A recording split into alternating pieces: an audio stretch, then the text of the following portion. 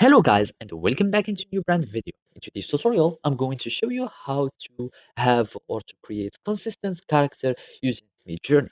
So make sure to watch the video to the end and follow these steps.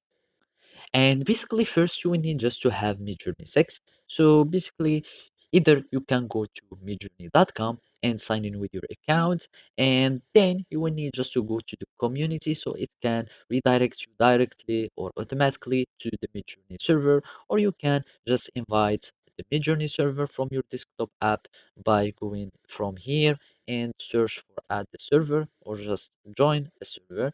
Then you go to an Midjourney invitation link. So basically, after that, you will need just to go and start using your prompts on uh, Midjourney app or Discord channel. So from here, you will need just to go to any channel from these newbie channels, and then you will need just to add this command.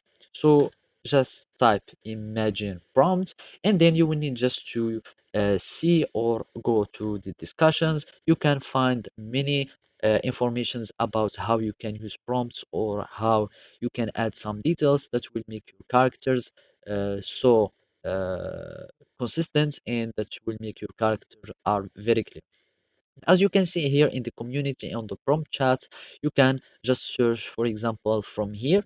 This one is asking how to remove only one granny and how to modify from the channel. And basically, you need just to apply this and make sure that you are using the V5 or the version 6 of Midjourney, so you can have a more consistent and a more or a higher quality image on Midjourney.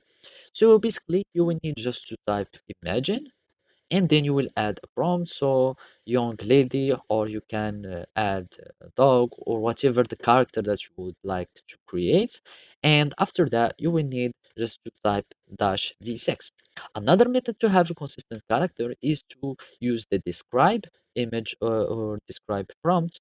You type describe, you add an image, and then it will Midjourney will describe the image, and then you will need just to copy this prompt and then paste it on the imagine prompt and add the dash v6 parameter, and you will have a consistent character on your prompts. So basically, this is how you can do it. Thank you for watching and see you next time.